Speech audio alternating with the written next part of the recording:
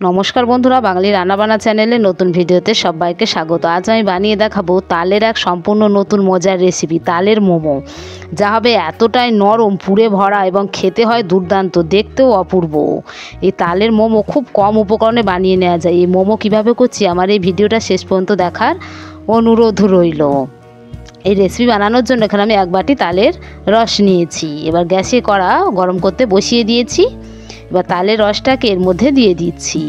মোমোর পরিমাণ অনুযায়ী তালের রসের পরিমাণটা বাড়িয়ে কমিয়ে নিতে হবে।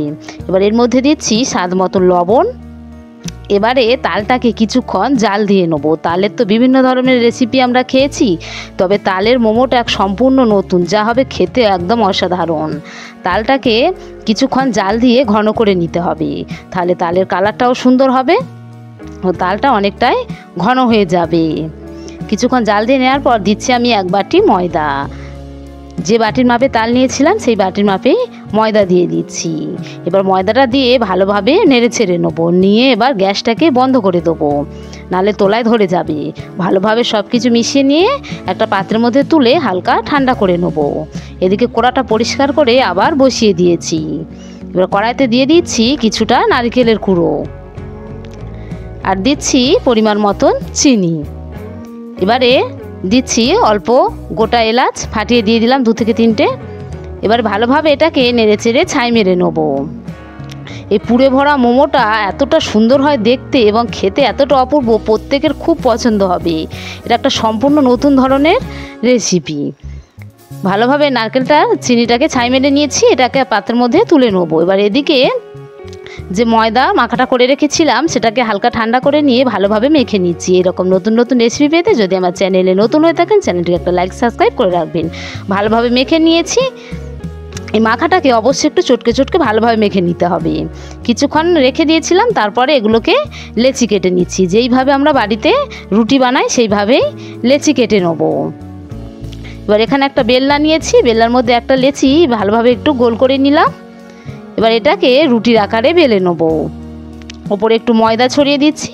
আমরা বাড়িতে যেইভাবে রুটি বানাই, তবে তার থেকে এটা একটু পাতলা হবে। যেহেতু এটা মোমো করব, মোমোটা একটু পাতলা হলে খেতে ভালো লাগবে। দেখুন কিভাবে বেলে নিয়েছি, এইভাবেই পাতলা করে বেলে নেব। এবার এখানে একটা স্টিলের গ্লাস নিয়েছি, স্টিলের গ্লাস দিয়ে এইভাবে গোল গোল করে এগুলোকে কেটে নিচ্ছি। তাহলে কি হবে, মাপটা একদম সমান থাকবে, মোমোগুলো একই মাপেরই হবে। বাকি অংশটাকে তুলে নিলাম, এটাকে আবার পরে বানিয়ে নেব। বাদ বাকি এগুলোকে তুলে নিয়ে একটা নিয়ে নিচ্ছি, নিয়ে এবার মোমো বানাবো।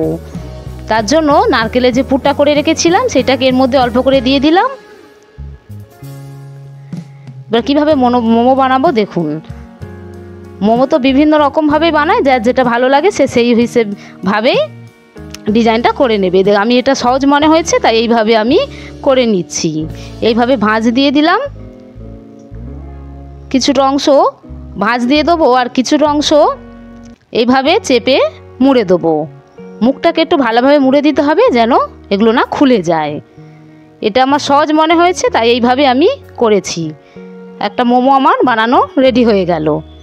এইভাবে বাকি মোমোগুলোকে বানিয়ে নেবো। একটা পাত্রের মধ্যে রেখে দিচ্ছি। প্রত্যেকটা মোমো আমার একইভাবে বানানো রেডি হয়ে গিয়েছে।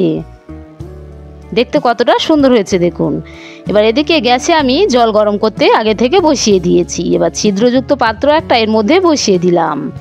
পাত্রের মধ্যে একটু তেলও লাগিয়ে নেওয়া যেতে পারে। এবার একে একে মোমোগুলোকে দিয়ে দেবো। এটা ভাপানোর পরে এতটা দারুণ হবে দেখতে এবং ফুলে যাবে, নরম হবে একদম, খুব সুন্দর লাগবে খেতে। সবকটা মোমো এইভাবে দিয়ে দিয়েছি। এবার ঢাকা দিয়ে এটাকে 10 মিনিট এইভাবেই ভাপিয়ে নেবো। খুব বেশিক্ষণ ভাপানোর প্রয়োজন হবে না। ফিরে আসছি 10 মিনিট পরে।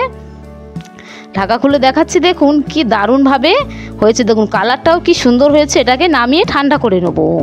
নিয়ে একটা পাত্রের মধ্যে তুলে পরিবেশন করছি। দেখুন তালের বিভিন্ন রকমের রেসিপি আমার চ্যানেলে দেওয়া আছে, চাইলে দেখে নিতে পারেন। তবে সব রেসিপির মধ্যে এটাও একটা দুর্দান্ত হয় খেতে। একটা তুলে ভেঙে দেখাচ্ছি, দেখুন কতটা সুন্দর নরম এবং পুরে ভরা, কি দারুণ হয়ে গিয়েছে আমার তালের মোমো রেসিপি। ফিরে আসছি পরবর্তী নতুন ভিডিও নিয়ে। ততক্ষণ যেন প্রত্যেকে ভালো থাকবেন।